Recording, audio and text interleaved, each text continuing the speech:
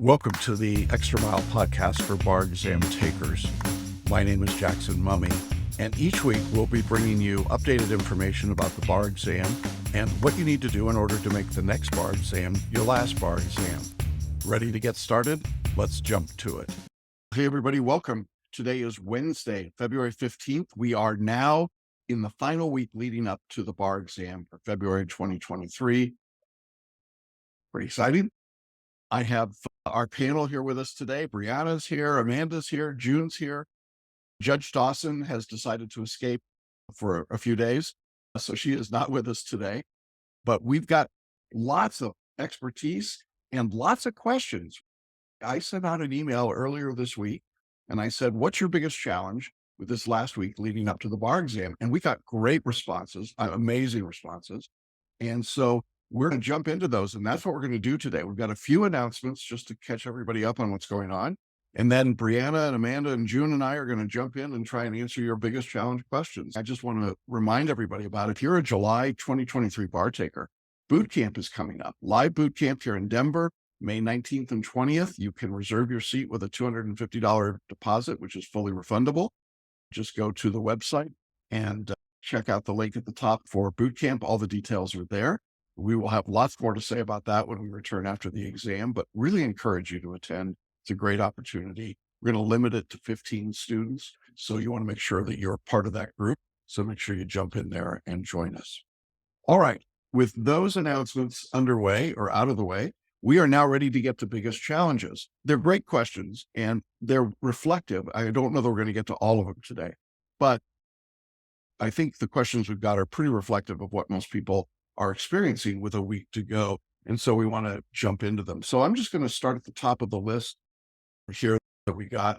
And the first comment was, a student wrote and said, my biggest challenge is to determine which topics to study in Florida to best prepare for essays and chart out my remaining studies this week as a mix of between writing essays or listening to Florida lectures. Let me start by saying, and we'll take the broader part of this, and I'll throw it to Brianna and Amanda as well. Is it better to be doing essay practice or listening to lectures? My feeling at this point in time is that some writing practice is certainly going to be more valuable than just re-listening to lectures. If you're going to listen to lectures, I would listen to them at high speed. I would use bar maps, which has got the fast finish audio version of the lectures. But I think just listening to lectures is pretty passive right now, and I'm not sure that's the best use. Amanda, let me throw it to you. What's your take on that? Essays or lectures? Yeah, I think that I agree with you if you're going to go back and look at the lectures. And I think Brianna said this last time, you would go back to a specific point in the lecture wherever you think you need to hear it again and maybe it'll click. But I think part of learning the law is working through problems, both MBE and essay. And I think that's like where the hard work lies too. It's not always just hearing it again one more time, although sometimes that's helpful. It's sometimes just failing at a question or not accomplishing a question to the best of your ability. And then looking at that model answer, doing the 4-column exercise and learning the law through that process. Brianna, what's your take on that? I completely agree with you guys. If you're making a choice between essay and lectures, absolutely do the essays. If you do want to do the lectures, I agree, fast, doing it at a faster speed. And then also maybe even consider listening to them before you go to bed or while you're sleeping, if that's something that intrigues. But definitely do the work, do the problems, work through the problems, compare those model answers. That's the best way to use your time right now. Yeah, I think so. The student also, in terms of which subjects, I did preview videos in all the jurisdictions. You can find those, I want to say lesson 1.5, but don't hold me to that. But there is a preview video for every jurisdiction where I've given you my thoughts about what's likely to be tested. So make sure you check that out. I wouldn't take it as gospel. I'll put it that way. I'm pretty accurate with these, but there's no inside information. There's no guarantee that's what's going to be on the test. But if you're struggling between two subjects and maybe one of them is one that I think is more likely to be on the exam, you might want to go that direction at this point. The student also wrote, what suggestions do you have for final study the night before the exam on Monday and then on Tuesday night? Which I think is a great question. On Monday night, what I would do if you're a photo reader is photo read your state material outlines and your multi-state outlines if that's testable in your jurisdiction, which in most cases it is. I'd photo read those and then go to bed. I'd get a good dinner and then go to bed, but I wouldn't do much study on Monday other than that. If you're not a photo reader, I would do some light skimming of the material, but again, not any heavy duty study. Brianna, what did you do the day before the exam? Do you remember? Exactly what you just said. I photo read the material front to back. I may have done 10 to 20 multiple choice questions just to help me ease some of that anxiety. I felt like I was doing something because I was traveling. So that night it was a way for me to get comfortable, find my groove at the hotel. So I did the photo reading, I did a couple of questions, and that was it. Nothing heavy. Amanda, how about you? So I wasn't a photo reader. So if you're not a photo reader, don't worry. I just used my bar map, like my maps. And so I picked which ones I was going to go over and I did those. And then the morning of, I did 10, 15 warm up problems, maybe even less, but literally just warm up, not worry about what I got right or wrong. Yeah. I think that's a good strategy. And then Tuesday night, after you've done your state materials, I would just do the same process of just some light review for MBE only, get a good dinner, go to sleep. The student said, maybe I should just watch a movie and get a good night's sleep. Yeah, that'd be okay with me. There's nothing wrong with it. If you feel comfortable, don't overdo. I think that's the point is you will have just gone through 6 hours of testing plus all the hours of administrative nonsense that you have to do everywhere. So I think it's good to take a rest. June, you got a thought about this? Yeah, I do. I just want to talk about what Brianna and Amanda both said, if everybody caught that. Neither one of them did anything heavy. They kept it light. Brianna did it to keep herself from getting anxious, to make like she was doing something like fidgety, like a fidget toy. It kept her busy, kept her mind engaged. Amanda didn't do anything heavy, just reviewed lightly, went over her mind maps. In other words, don't do anything and look at the results because it doesn't matter. It's not a sign. I've heard that 3 times from students today. Maybe this is a sign. No, it's not. Okay. Do not talk yourself out of this.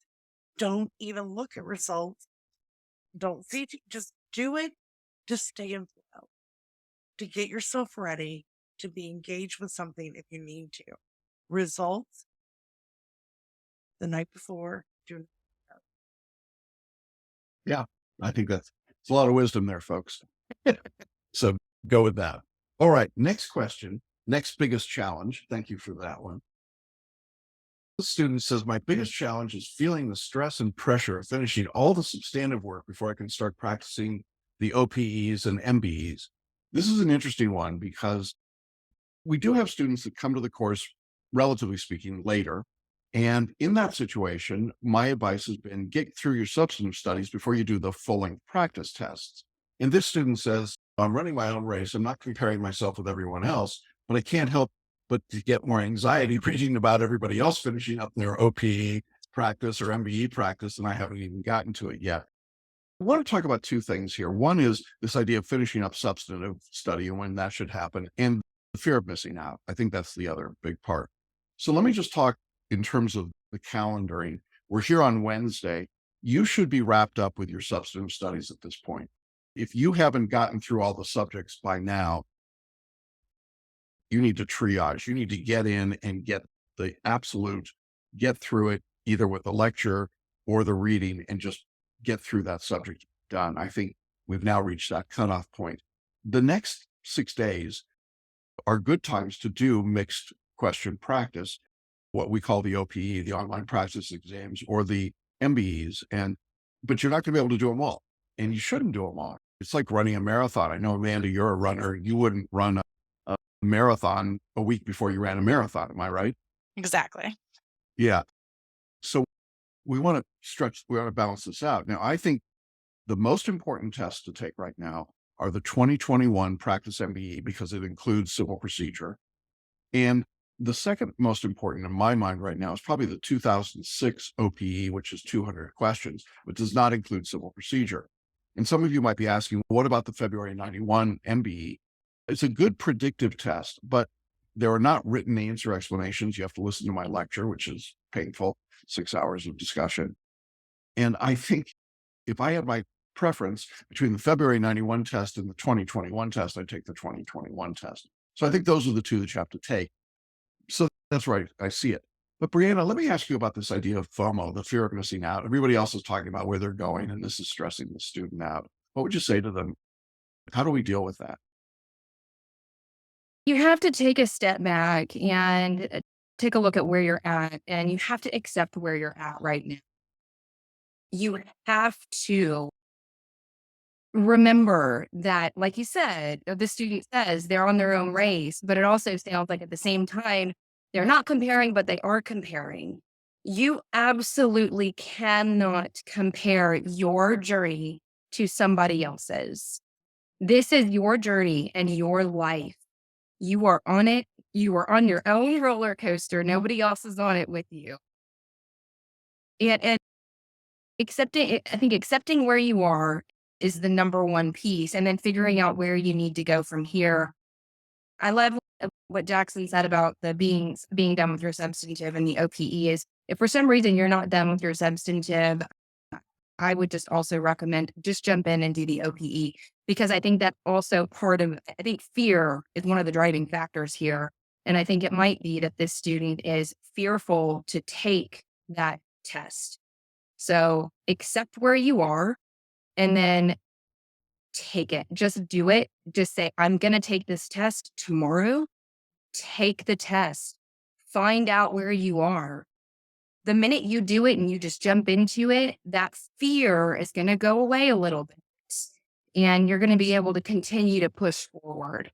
So I think it's the only thing I think I can think of to help address the fear of missing out and that fear of taking the exam. So remember, accept where you're at and then just do it.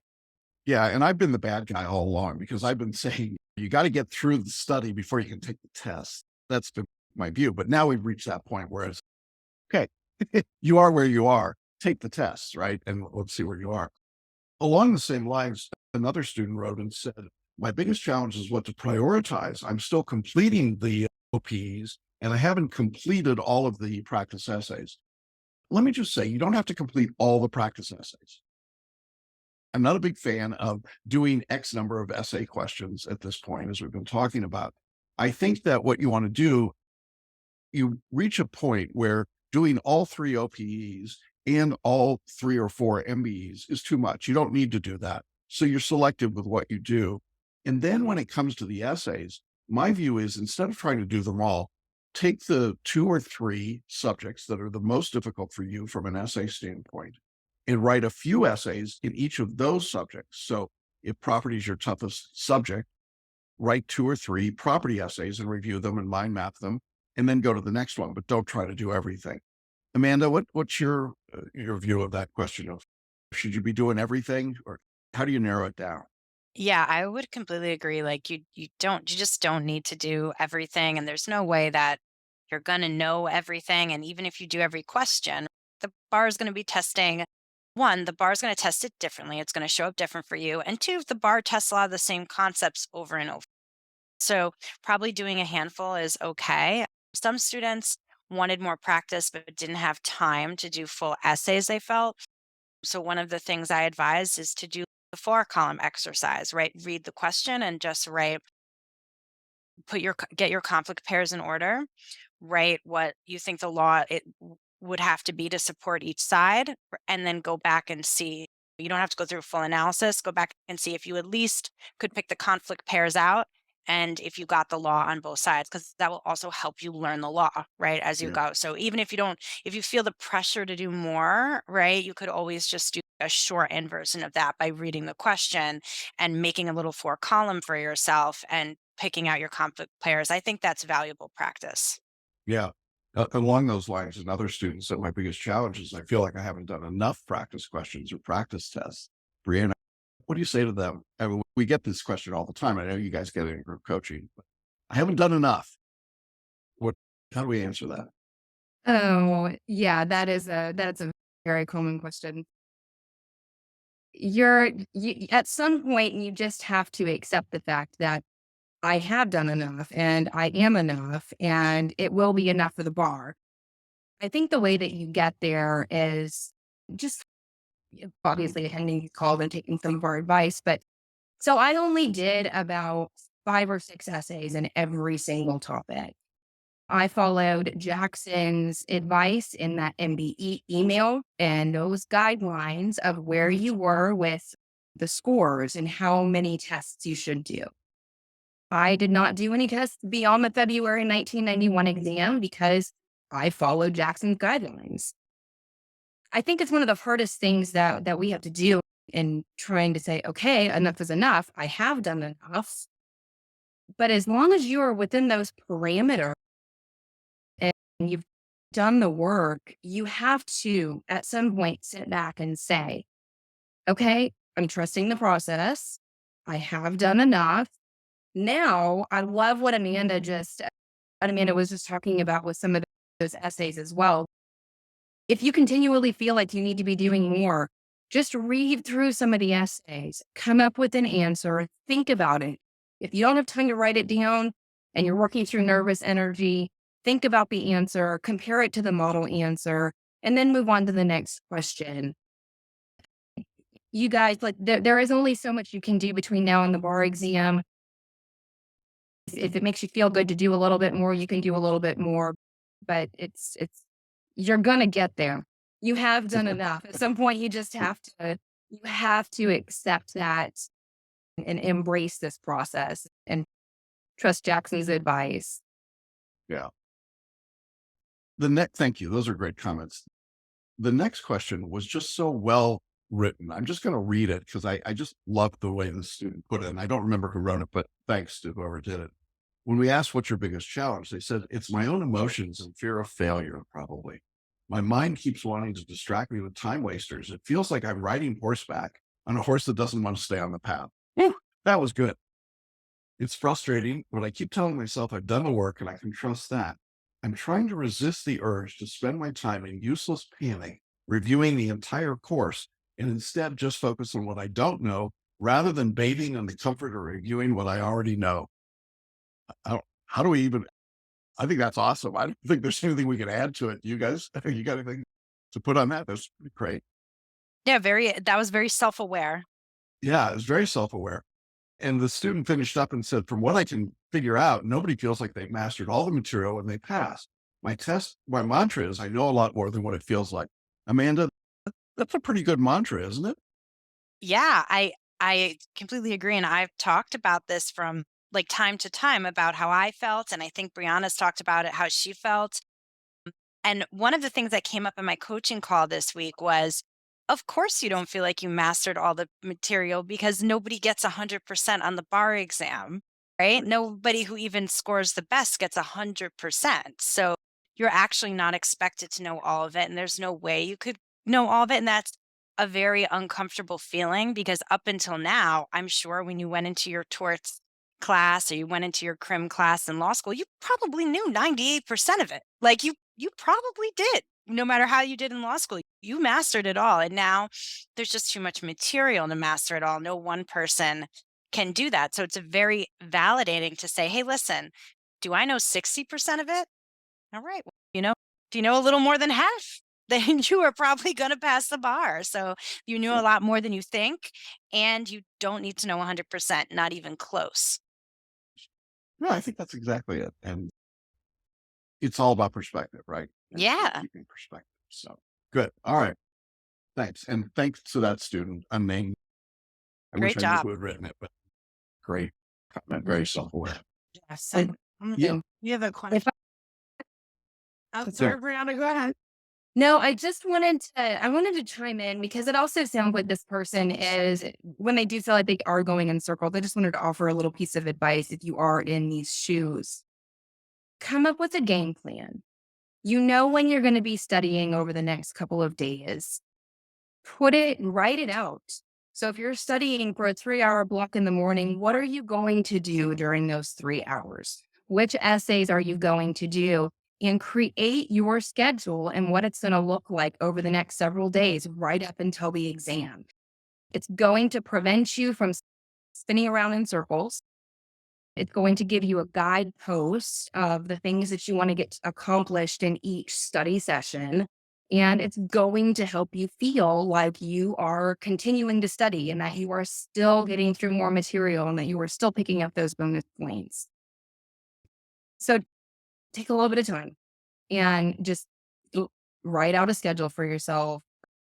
And it's going to help ease some of those anxieties and prevent you from running around in circles. Good. Thanks.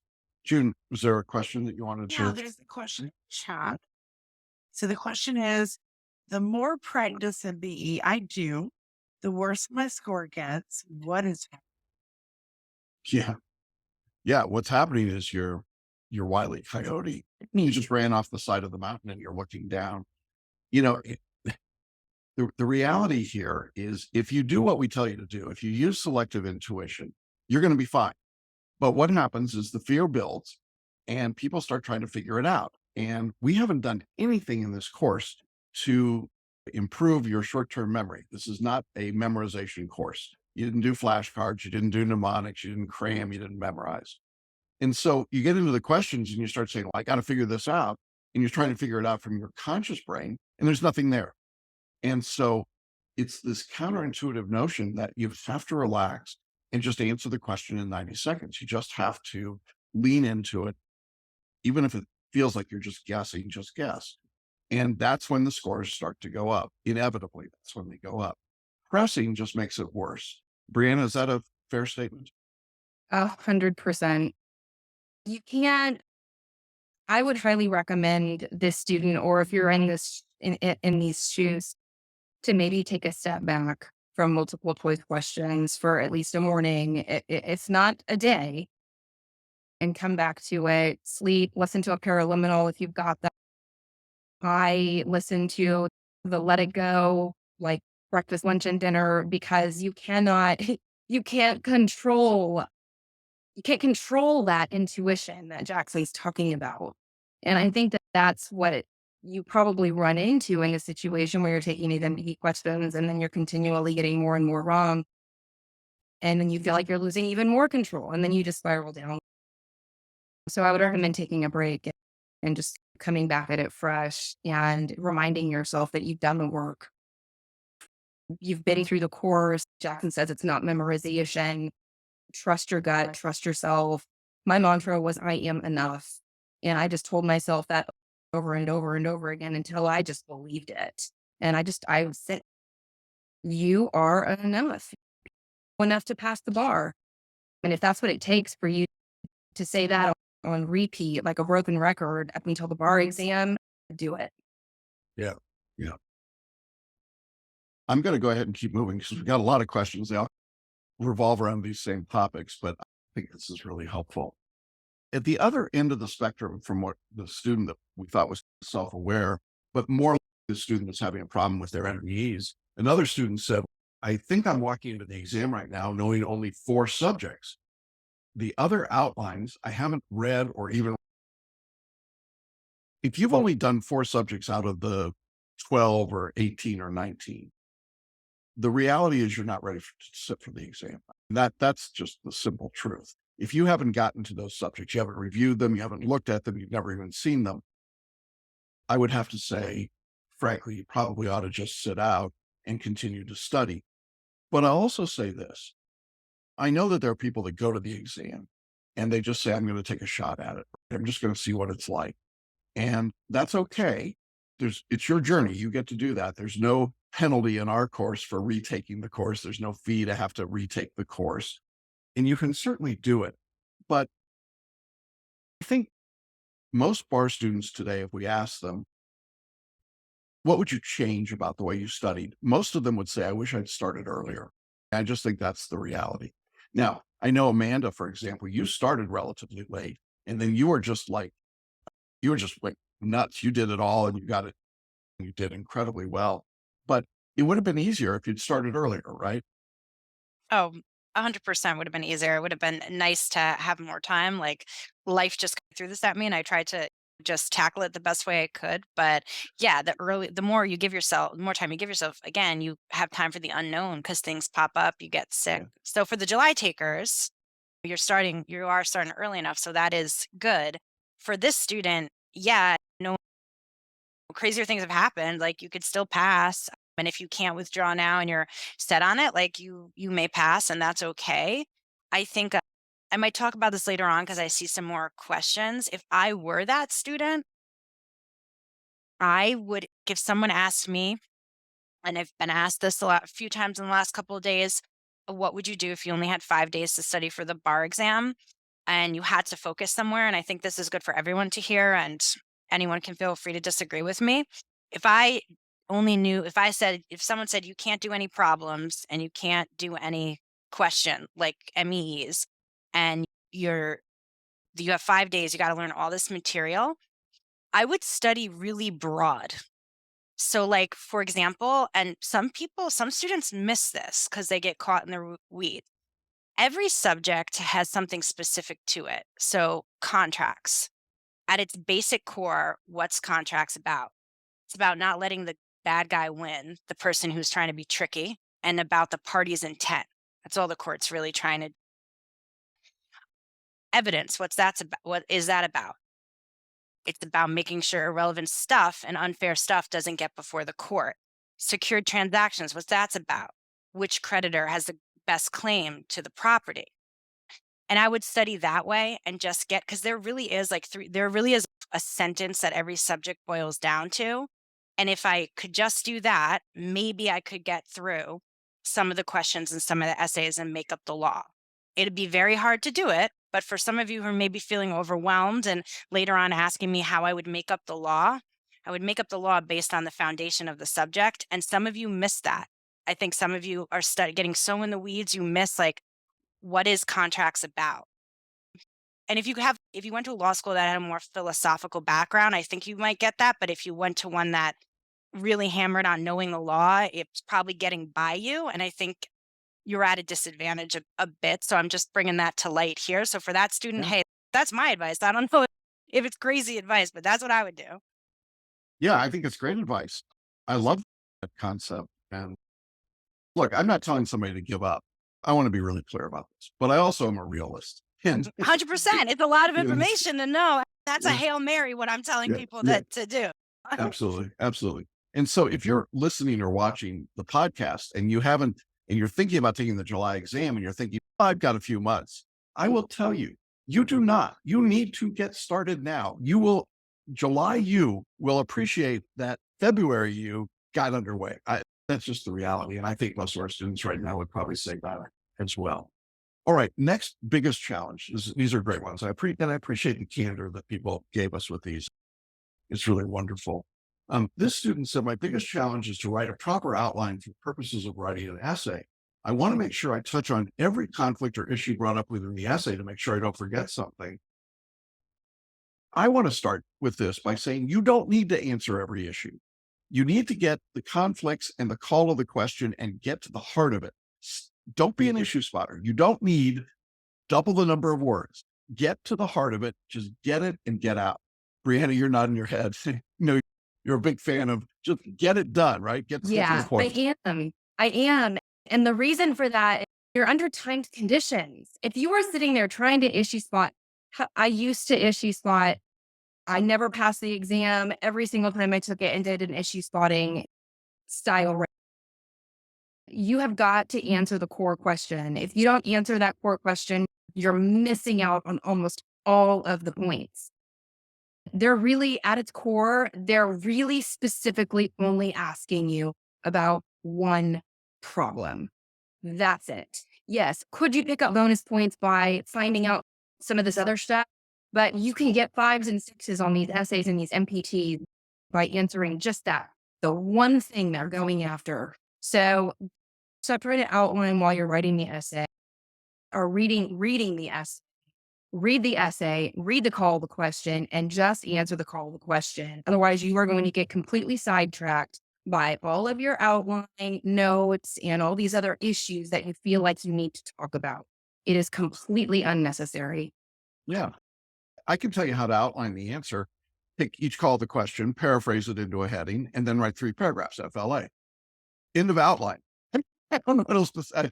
That's why I created this structure 40 years ago. So that's what it's about. Amanda, you want to add anything to that? I think that was really well said. I know something that resonated in my group coaching call was the issue thing. Brianna said they're giving you the issue. This issue Yeah. spotting thing is the thing of the past, at least as far as the UBE is concerned. They're giving you the issue. So I don't see how you're going to get any points by going, the issue is, that no, I just don't think it's going to happen. They already told you what it was. They ask you who won, who gets the property. It's all there. Yeah, absolutely. Absolutely. All right, good. Next question was a long one, but let me try and break it down and see what we've got.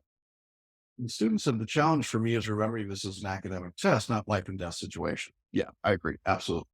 It is not life and death. If you're doing the work, you'll walk in prepared. They said, do my best to be at peace with it. I think that's true. And I think it's important to remind yourself of that using the paraliminals. And June, if you've got the link for the paraliminals to order, I would encourage that. Or the virtual boot camp's got paraliminals built into it as well. So there's lots of places that you can get those, and those are really good for that purpose. But then the student said, having said all that, I struggle with how to spend my time. How many MBEs? How many essays? How many MPTs? There is no magic number. I just have to say this again. There is no magic number. It's not about doing so many questions, so many MBEs or anything else. You work to your weaknesses. So they said, what's the guidance you have for making decisions about how to spend your now scarce time? Work on what you don't know. If you're having trouble with essays in a particular subject, do those essays. But you don't have to do essays for everything. And you don't have to do every MBE.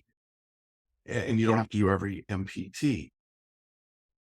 How many essays to write per doctrine? How much time to spend reviewing mind maps and notes? There's no one size fits all answer. You work on what you don't know. Spend your time there. Brianna, you want to add anything to that? Is there anything? Yeah, a little bit of, so like I said before, if you are struggling trying to figure out where to focus your time, I would wake up in the morning. I did my photo reading of all of my outlines. I then took about 30 minutes to review my mind maps. Then I did about, 25 multiple choice questions. And then I would do or review, not even do 3 essays in a particular topic. Let's say I was an area that I was comfortable in. I did 1 essay in, let's say, torts, and just a rinse and repeat in the afternoon. So coming up with that game plan to just carve out a little bit of time for your review in each area. If you need to read through 3 essays in an area that you're unfamiliar with, do that. At this stage, you are the only person who knows what areas you're comfortable in and what areas you're uncomfortable in. So the areas that you're comfortable in, that means you're probably above that threshold of passing that area. So go pick up the bonus points, like Jackson said, in the areas you're uncomfortable with. Go pick up more points there so you can be of minimum competence in that area. But like he said, there's no number, there's no right or wrong. You have to listen to your gut. Your gut is going to tell you where you need to focus your time and energy. Yeah. Amanda, this student said, are 25 MBEs a day enough? How do you answer that? Yeah, they're definitely enough, right? But Yeah. there really is. I love what Brianna said. I really do listen to your gut. I think some of these questions, because, I'm seeing the same questions repeated. I know Brianna is as well, is people don't want to sit down and be honest with yourself. And it's uncomfortable to be like 7 days before the exam and I still have a weak spot. Just be honest, attack that weak spot. For me, it was secured transactions. I didn't take that in law school, and also enterprises, right? And I got 2 of those on the February the exam. I got them both on the exam, but it was fine, right? And I just looked at my mind maps for that. I just read a few extra essays, not even did it, and that's it. I was just honest. These are the subjects I'm not too strong at. And sometimes that hurts, to be honest, and like it's uncomfortable. So people are looking for the out. Oh, if I just do 25 MBEs a day, we can forget about the fact that I'm not so good at con law. No, go and get the extra points. Yeah, it's common sense, really. And there is no magic number, to be sure. I think spending time reviewing your mind maps is very valuable right now. Mind maps are better than just linear notes. If what you've got are linear notes, you certainly want to look at them. I know that when I was in law school, I took lots of notes and I never looked at them. So that was useless, I think, relatively. Mind mapping has been a game changer. And I just have seen such improvement in scores when people mind map. So if you've got mind maps, this is definitely the time to be reviewing those. Student also said, if I can't photo read right before bed, because my advice has been to photo read the outlines the night before bed without falling asleep, does it work to do it earlier in the evening and then wind down by reading a little fiction before sleeping? The answer is yes. It works no matter when you do it or how you do it. Photo reading is one of those things that people don't understand how it works. It just works. And Brianna, I know you were a photo reader, and it just works. You just do it. And I don't really care. I like doing it right before you fall asleep, because this person said that they fall asleep when they're photo reading. It just flip the pages. It works, and it processes overnight. So I don't think it's a problem. But what's your take? I know you said earlier you photo read every night. I did. I This stage, I photo read all of my outlines in the morning and at night. And guys, do the affirmations, do the opening affirmations. I want to know everything that's in this book. Do the closing affirmations. I'm taking in all this information. It is going to help me pass the bar. It just helps fuse those connections between your conscious and unconscious and everything that it has just viewed. And I know that it's unnatural and it doesn't feel like you're doing anything, but I promise you, I've told my students this over and over again. I I will be sitting in an appointment with a client and I automatically, gut instinct, know the answer to their question, even if I haven't read that statute, even if it's not something I've specifically addressed before. And I strongly believe that it is because of photo reading. And it is. I know my gut instinct is correct. I check it, it's fine, we're good to go. But lean into that photo reading. Obviously, if you are falling asleep while you are photo reading, it's probably not working. I think you do need to at least be looking at the page. So yes, you can Yeah. you can I, absolutely. I'm a good photo reader. I'm a good photo reader, but I have found it helps if my eyes are open. I don't know. There you go. All right. There's a little advice. And if you're not a photo reader and you're thinking about it for the July exam, be a photo reader. You don't have to be. Amanda got one of the most amazing scores of all time without being a photo reader. But for us mere mortals, yeah, I think photo reading helps. So And I'm a you fast reader, so I yeah, must have some natural inclination. So I you think can't you're a judge. natural Everyone's photo reader. and That's right. I must have something with the fast reading. So everyone's different. It'll There certainly you save go. you time. It will. All right.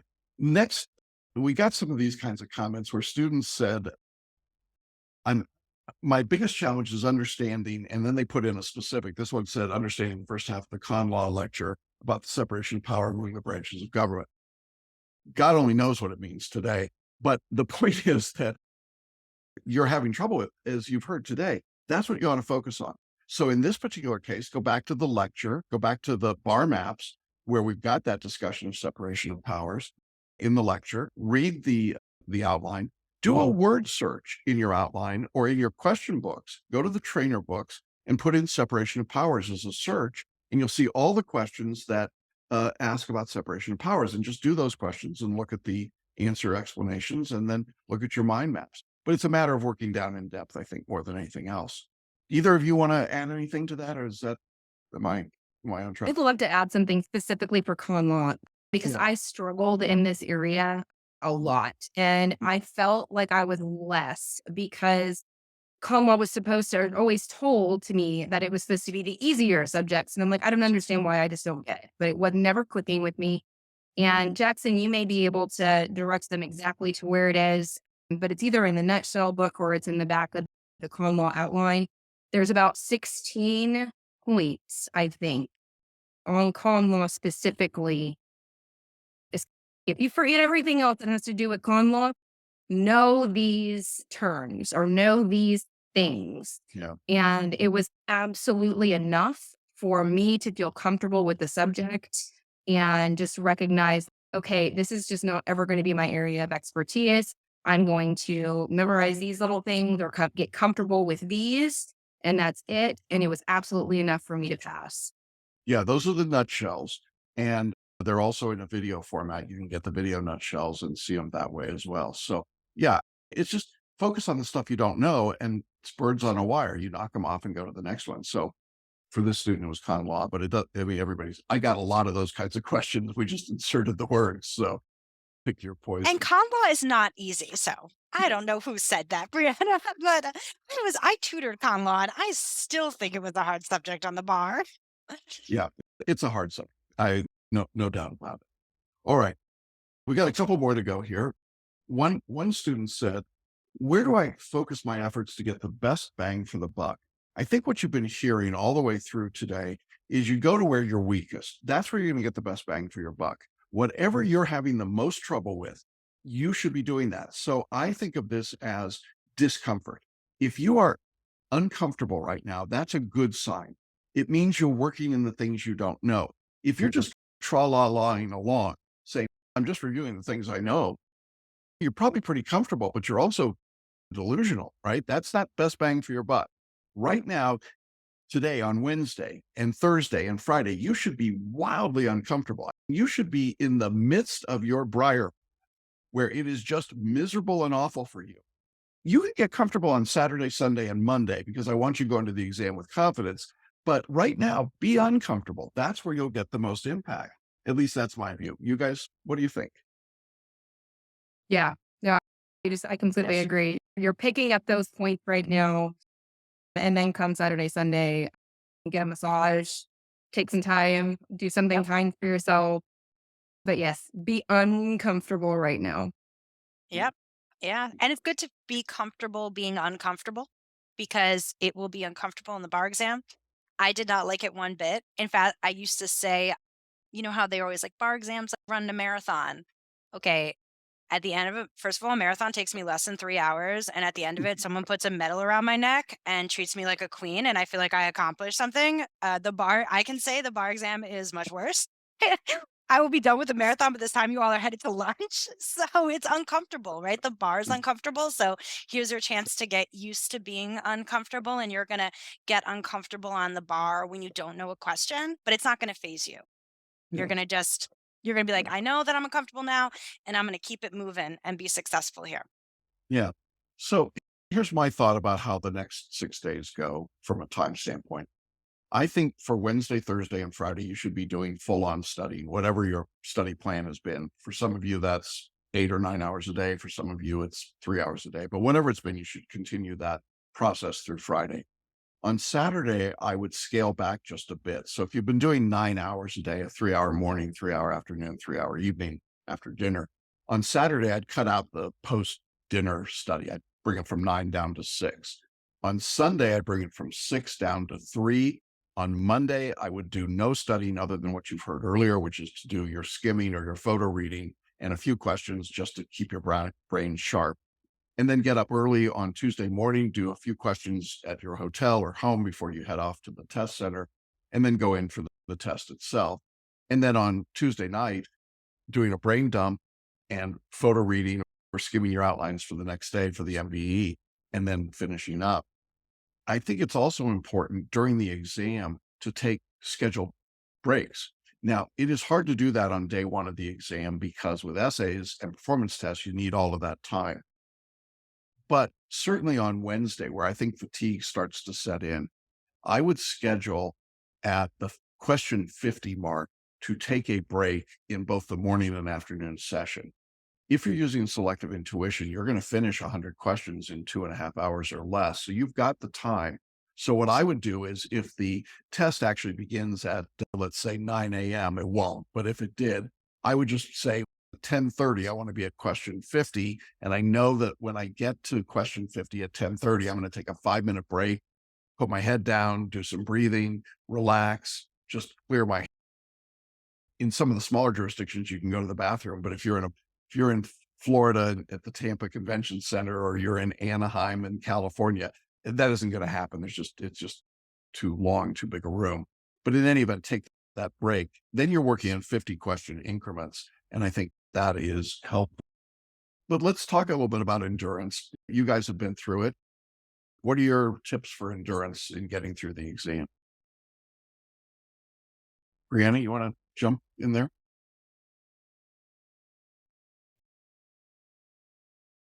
For me, it was the practice leading up to the exam to be able to get through the exam. I practice as if I was taking the exam. So I did my 3 hour block in the morning and 3 hour block in the afternoon. And I had started that about a month in advance just to get my bearings and build up that endurance to being able to sit for 3 hours. I love the idea of having that scheduled break. I actually, my break that I took in that middle was just a quick stand, stretch my legs, stay focused, not paying attention to anybody else around you. I guarantee something will happen. You may pass out, somebody may throw up, somebody may run to the restroom and just run out. You have to be laser focused. I love the idea of having that scheduled break. Only pay attention to you, yourself, and I. Don't let anybody else bug you. Don't If it bothers you, don't talk to anybody else. Stay in your own little world, stay in your own little zone. Get up and beeline when you're done. Go straight back to your hotel, go straight to your car. Don't listen to the chatter going on around you. You want to be laser focused during this time. So, having that scheduled break, practicing as if you're taking the exam in those 3 hour blocks, and then try not to pay attention to anybody else. Yeah. Amanda, what would you suggest for people for this weekend coming? Yeah, I think all those things, and about the timing, the breaks, and this weekend coming, yeah, do some stuff for you and like kind of wind down, right? Don't run yourself into the ground because again, you need that endurance to get through the exam. Like you said, Jackson, you can rest on this is the rest of these last few days of the week, but then you can rest and get to where you need to go, right? Focus on your travel, packing the things, printing all the things you need, that you have your ID, if you have a vaccination card, if they're still requiring it, all those things that are, they require organization and time and energy as well. Yeah, absolutely. On that topic, I will say what I always say, and it's controversial, so I'll just preface it with that. I think you should dress up for the bar exam. I think you should dress like you're going to court. I know there are a lot of people that are like, oh man, I want to be comfortable. I get that. However, this is your life. This is the way your life is going to be. And I think when you come to the bar exam dressed like you're going to work, you are sending a message to yourself, most importantly, that this is serious and you're here to be a lawyer. I also think it's got an incredible impact on the proctors and the people around you. I think it's a mind game a little bit, but it'll keep the proctors off your back. And that part is nice. And frankly, if you're a photo reader or you're doing some of the things we're doing, people are going to think you're crazy anyway. So you might as well just be crazy and take that approach. But I think there's some value to just having that hero's pose, right? The posture that says, I'm here to do work and to do business. And look, when it's all done on Wednesday night, you walk out and you're done. But for those 2 days, I think it's worth doing. So that is my recommendation. I love the pictures that people send me from outside the test room before they go in when they're in their hero pose. We'd love those. If you get them, send them and we'll post them on the community group because we think it's great to see that. And just picture success. Picture what it's going to look like when you pass the exam and that you've agreed to do an interview with me. Not everyone does, obviously, but I love it when people do. And it's a great mental picture to have going in. This is what it's going to be like when I pass and when I'm able to share that story. June, you want to give some thought there? No, I agree with everybody. We talk a lot on coaching call about being in you're not going to this bar exam, friend. You'll probably never see these people again. It is a soul journey. Do not let someone into the headspace you have created over these past weeks and worked so hard to get into a really good headspace. So stick by yourself, to yourself, and this weekend, be boring. No party tricks. Don't do anything crazy. Don't try a new food for the first time. Just be boring. Okay, just chill, take some downtime, do something for yourself, like everybody said. Nothing crazy. You can do the crazy stuff after the bars. We have seen some crazy stories, heard a lot. Keep it smooth and steady this week, and you will be fine. Again, do not talk yourself out of this. You've gotten so far. Do not roll up to the bar exam center, conference center, wherever it's going to be, and see a lot of people and go to a place anxiety of, we're never all going to get in it. Yes, you will. Take a deep breath. Take a deep breath. Center yourself. You are fine. And see yourself having already passed. Okay? Before you walk in to wherever you're going to be, just take a moment, your car, wherever, shut your eyes and see yourself having already passed. And then go in and do the thing. And you'll be all right. There you go. Wisdom. I want to thank our panel, Brianna and Amanda and June, and Tracy, of course, is not here today, but appreciate your wisdom is so valuable. And I know people enjoy these group calls. Enjoy may not be the right word. They get incredible value out of them. I think what we've tried to do in preparing you for this upcoming exam is to give you our best input. We've told you what works. I think June's point about staying in your own headspace is really important. There are going to be people that come up with all these bizarre things at the bar exam, and you just have to ignore them. This course works. We've got 30 years of proof of that. You're looking at people who have used this course and been successful, people that have used this course and been successful. Don't deviate from what we've told you to do. Don't go in on Tuesday and forget about FLA and start IRA. Don't suddenly forget how to do an MBE question with selective intuition on Wednesday. Just follow what we've told you to do. And then let the examiners do their job. They're going to grade you when they're done. Your job is to do the very best you can do. I want to thank all of you February bar takers. You've been wonderful. This has been a great group of people to work with. I've had a blast, and I've certainly enjoyed working with our new crew assembled this year. And I'm very excited about that. And thank all of you for your efforts. You guys are terrific. And I look forward to hearing everybody's stories after the exam, doing the postmortems and talking about that. We'll be back in a couple of weeks, as June told you, and we'll recap what happened across the country in the bar exams in February. And then we'll turn our sights immediately to the July exam. Crazy as that sounds, but that's the way it rolls. Hope everybody has safe travels. Stay healthy. Have a great couple of days of testing. Just do your best work. Take your hero pose, right? And be ready to go. And we'll see you in a couple of weeks. Thank you, Brianna. Thank you, Amanda. Thank you, June. It's been great having you guys here. And to all of you, have a great test. Do your very best work. And we will see you on the other side. Take care, everybody. Bye-bye.